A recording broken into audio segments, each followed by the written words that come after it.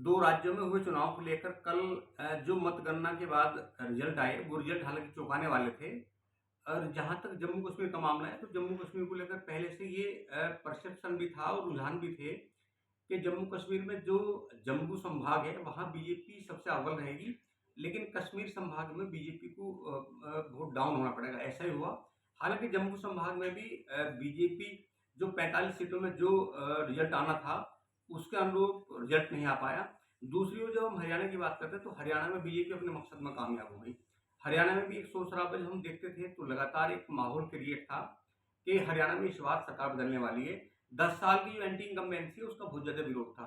लेकिन जिस तरह हरियाणा में चुनाव हुए, तो ये माना जा रहा है, जब हम पॉलिटिकल जो एनालिसिस करने वाले बड़े लोग हैं, जब उनकी बात सुनते हैं, तो ऐसा पता चलता है कि जो वहाँ बीजेपी की जीत की एक वजह ये भी है कि जो बहुत सारे दल इंडिपेंडेंट जो अलग चुनाव लड़े, जैसे अगर हम बात करें तो जेजेपी के साथ में आज़ाद समाज पार्टी मतलब चंद्रशेखर आज़ाद और दुष्यंत चौटाला एक मंच पे चुनाव लड़े।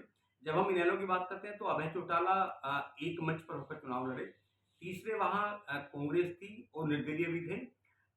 बसपा चूँकि इनेलो के साथ थी और एक तरफ भाजपा। भाजपा का वहाँ प्रयास लगातार ये माना भी जाता है कि जब हरियाणा में भाजपा चुनाव लड़ती है तो जाट वर्सेस अदर करती है, क्योंकि जाट समुदाय वहाँ बड़ी संख्या में है, बड़ी आबादी है।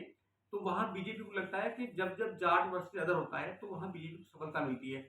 और इस बार सफलता की एक बड़ी वजह भी है कि एक तरफ आज़ाद समाज पार्टी, जेजेपी, इनेलो, बसपा और कांग्रेस लड़ी और एक मोर्चे पे अकेली बीजेपी लड़ी। इसलिए लगातार जब हम रुझान की बात कर रहे हैं, तो रुझान में एकदम बीजेपी का बहुत डाउनफॉल नज़र आया। लेकिन जैसे-जैसे नतीजे आने शुरू हुए, तो नतीजे में बीजेपी वहाँ सबसे बड़ी पार्टी के रूप में उभर के चली गई और कांग्रेस का जो परसेप्शन था, जो माना जाता है कि कांग्रेस इस बार वहाँ इतिहास रचेगी, ऐसा नहीं हो पाया। वहाँ बीजेपी तीसरी बार फिर सरकार बनाने में कामयाब हुई। बीजेपी की जो रणनीति है, वो काम आई और हरियाणा में तीसरी बार गुजरात की तरह एक बार फिर सरकार बनाने में भाजपा कामयाब रही। अब देखना ये है कि जो चुनाव आने वाले समय में जो झारखंड और महाराष्ट्र में चुनाव आने वाले हैं, वहाँ बीजेपी किस रणनीति के साथ काम करती है।